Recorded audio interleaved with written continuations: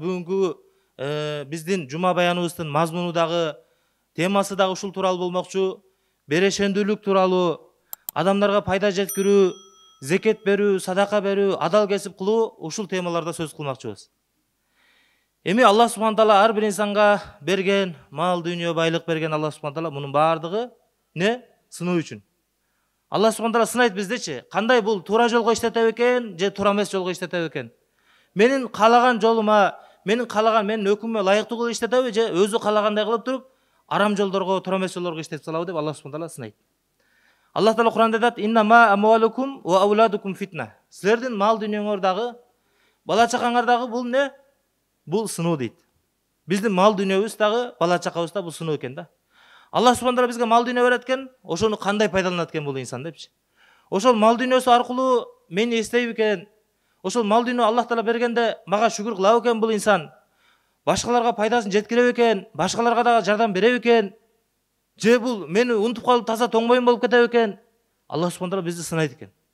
Ошондой эле Аллах субхана таала бизге бала чака берип сынайт экен. Ушул бала чакасы менен алек болуп атып туруп менин өкүмүмдү таштап салабы же ушул бала чакасын багып, бала чакасына мээнет кылып, дагы менин өкүмүмдү аткарабы деп Аллах субхана таала эмне кылат экен? Бизди сынайт экен туугандар. Ошон үчүн Аллах таала берген ар бир неамат, ар бири жакшылык болуп эсептелет. Ошол ар бир жакшылык бирок сыноо болот да бизгечи. Кандай кылар экен мен депчи.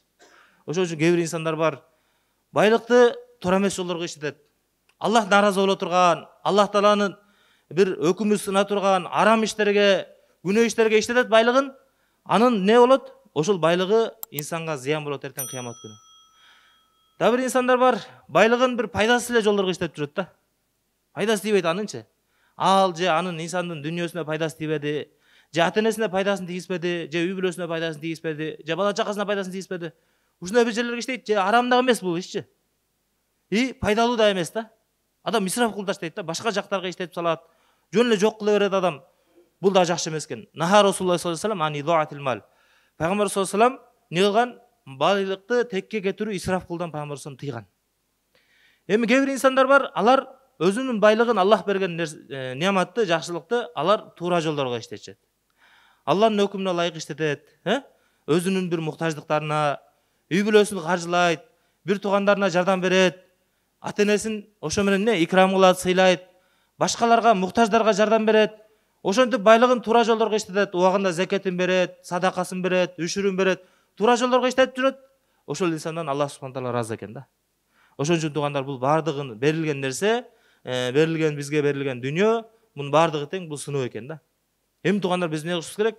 Ушул сыноодон өтүп ар бирибиз ушул Аллах берген неаматты, Аллах берген байлыкты биз Аллах жолуна биз не сарпташыбыз керек.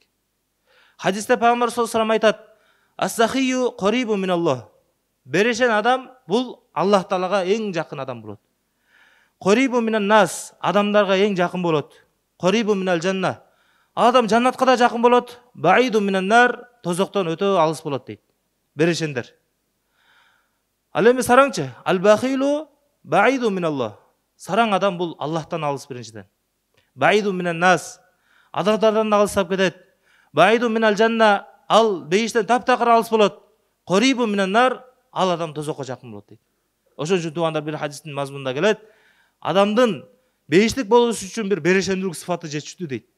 Адам бейишен болсо, ошол берешендүүлүк сыфатынын себебинен Аллах субхана таала ал инсанды эмне кылат экен? Бейиштик, жаннатый кылып коет экен. Ал эми адамдын тозокко болуш үчүн адамдын сараңдыгы өзү жетиштүү дейт да. Сараңдык сыфат адамды тозокко өзү эле таштап коет экен, өзү эле киргизип коет экен да. Ошон үчүн туугандар, биз баардыгыбыз тең эмне кылалы? Аллах берген байлыкты, Аллах берген жакшылыкты биз Аллахтын жолуна сарптап үйлөнөлү.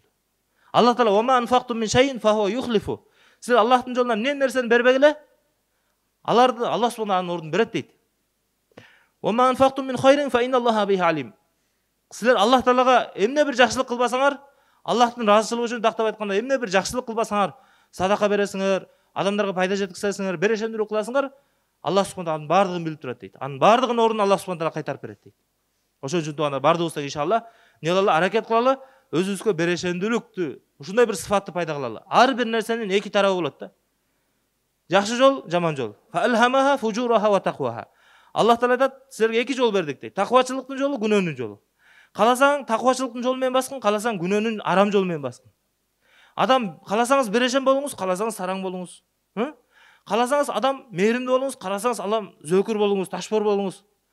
Кааласаңыз инсан Аллахтын алдында бир өтө бир ахлактуу сыпаттуу болуңуз, кааласаңыз бир текебер, тоң моюн, жаман мүнөздүү болуңуз.